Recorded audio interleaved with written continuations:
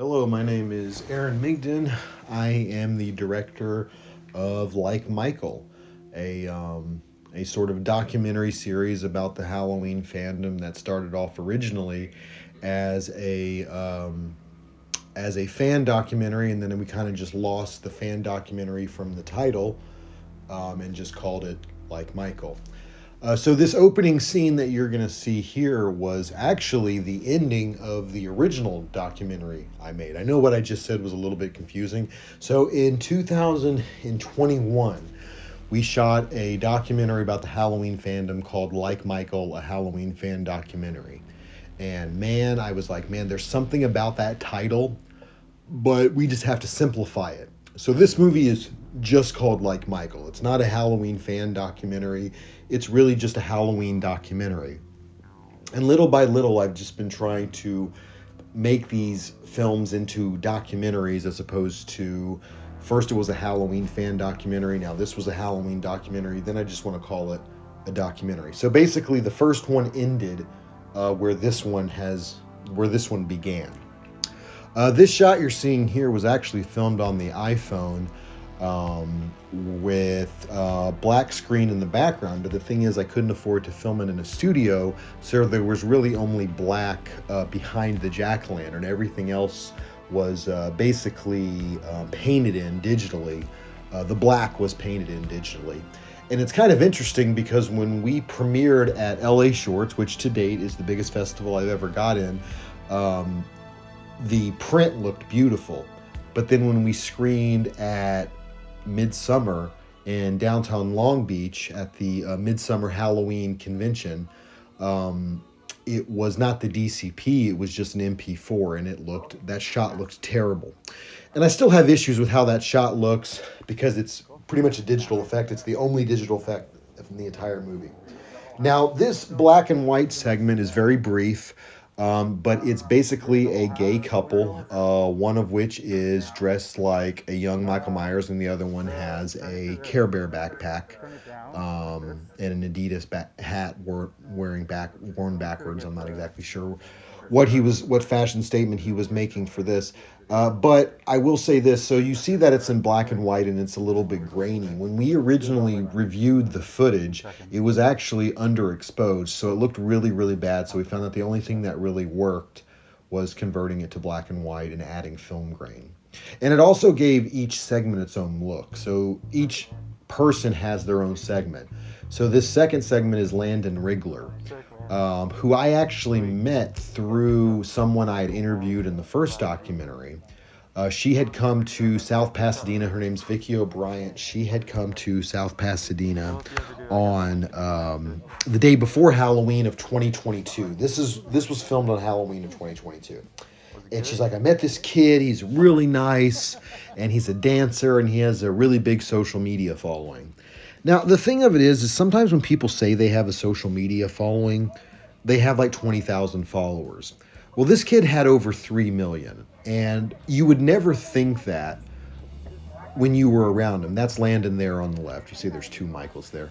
And that happens when you go to the Myers house on in South Pasadena on Halloween, is you'll see several people dressed as Michael Myers. I've made an entire career being a documentarian out of this very simple fact. But Landon was a really grounded kid from Indiana who took fame and fortune incredibly well, probably better than I've ever seen anyone take it.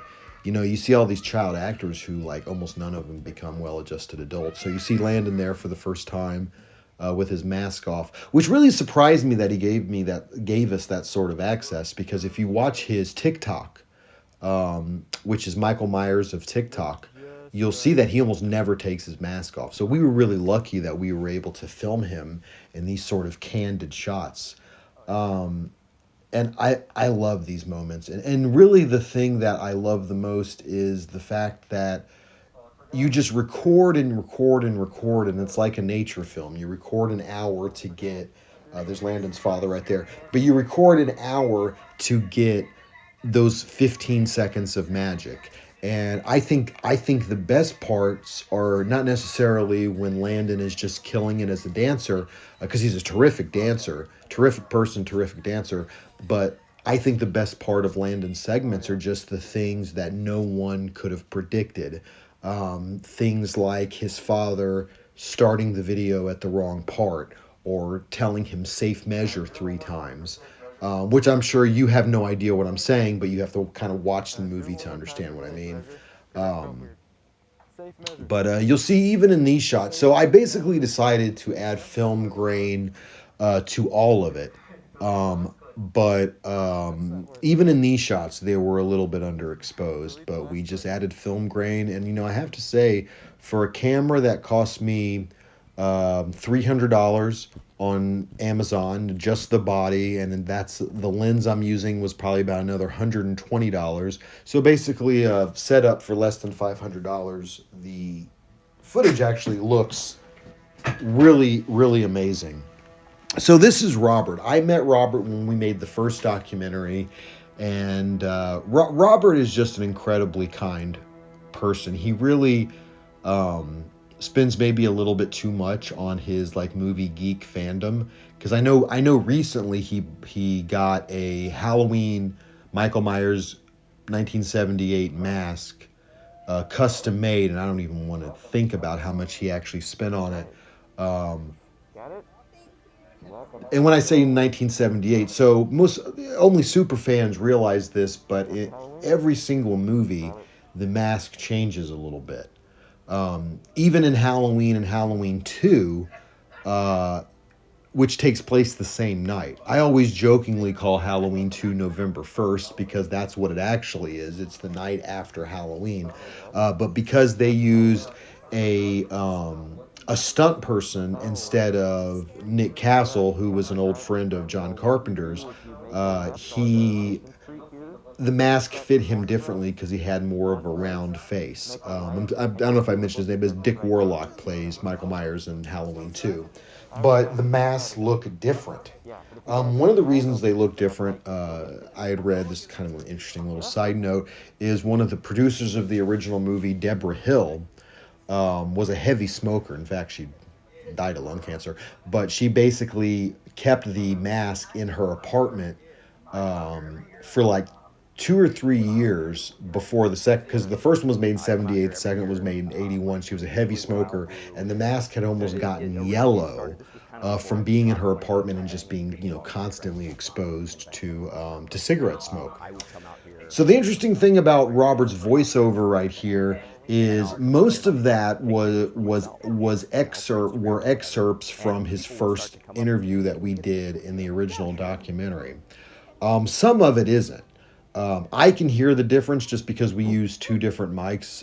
In the first movie, we used a wired lav mic, and in these shots, we used a wireless mic, which was really great, because it was like the new frontier for me, man. We could film with a long lens. Most of these people didn't even know they were being recorded.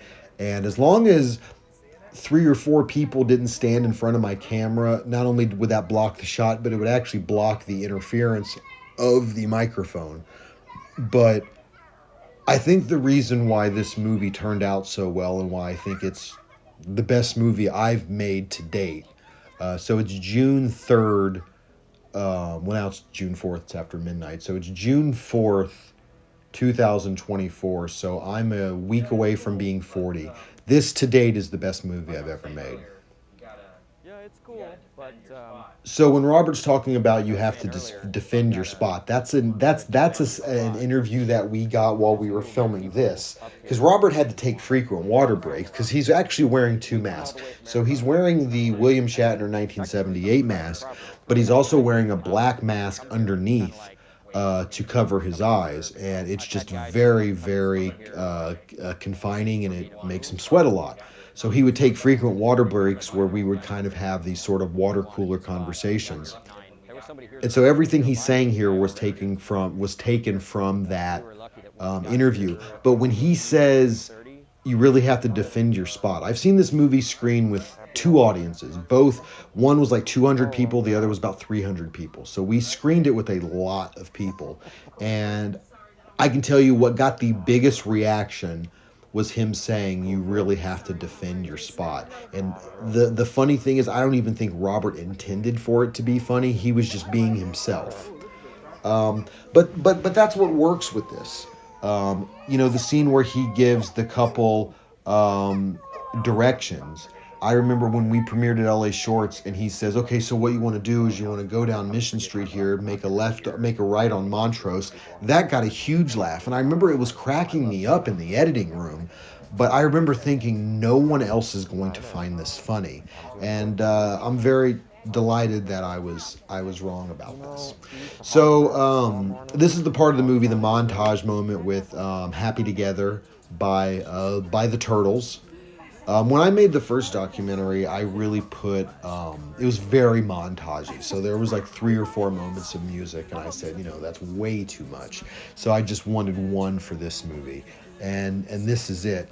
This also got a huge laugh. This kind of guy who's, obviously, kind of acting like a gang member.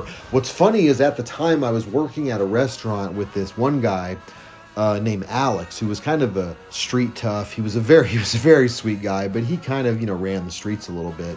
And I showed him footage of this guy, and I said, "What gang do you think he's in by what he's what he's doing with his hands?" And I just remember Alex looked at me and he's like, "Man, he ain't throwing up shit."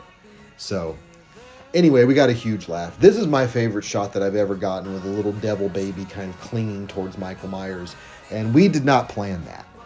At all. We didn't plan any of this. We just let the camera roll. I've learned these last 2 times filming in South Pasadena on Halloween is we basically just film the entire day. We leave no stone unturned, and we just film and film and film and just deal with it later. Some of this footage we were really starting to lose light. And I was worried, especially with this shot, so there's a little bit of a tripod malfunction. I really thought these shots were going to get us out of festivals, because they were going to look at that and think, "Oh, this is a shitty production value." But I have to say, so one of those women we just saw was Monica, and she was interviewed in the first movie. I don't even think she remembered me, but I was like, "Hey, are you Monica?" And she was a little surprised to see me. And this is what I think really makes the ending of the movie, that we were actually allowed. So Robert knows the owner of this house. This is 1000 Mission Street, where the Myers house exists. It's not where it originally exists. It originally existed at 747 Meridian, which is about a half a block down the road. And it was really just this kind of old, skanky house that they were going to tear down. Old and skanky, defined by Tommy Wallace, who was the production designer of the original Halloween. They were just going to tear it down, but because Halloween became this historical, or became this huge movie, the house was like a historical landmark, and they were like, "You can't tear it down." And so they were like, "Look, we're putting up condos. The house is the house is leaving, regardless." And so basically they just moved it. They physically moved the house about a half block away, and now this is where it is, on 1000 Mission Street. If you take the Gold Line to South Pasadena, you get off the train and it's right across the street. I mean, you can't miss it. As Robert just said to this guy giving him directions to Laurie Strode's house, he's like, "You can't miss it." I've seen this guy a couple of times. When you tell people that you use their footage in a movie that got into a major festival, they're really shocked by that. So actually the title Like Michael came before I was aware of this song, which is a song called Classic by MKTO. It's a little too on the nose, because they say I want to do you like Michael, which is obviously a reference to Michael Jackson. But a lot of people falsely think that I called the movie Like Michael because of this song, which is not true. The song's actually called Classic. So we have reached the end of the movie, and the previous title about Vicki O'Brien and David Woods and Monica and Jared Gibbons, these were people that were interviewed in the first movie. David Woods was actually a producer. He played the Shape in the original movie, or my original documentary. The reason why I give these 3 people acknowledgments is because they were also involved in this movie. Vicki helped me meet Landon, Monica and Jared are actually in a shot during the montage. It's very subtle, but they're in it. And then David helped me film this one because we filmed with a DSLR and an iPhone. And there's a couple of shots where you can actually see David. And then that's the end of the movie. The very end of this is a little bit of a stinger from the original Halloween soundtrack, and that's why we used it.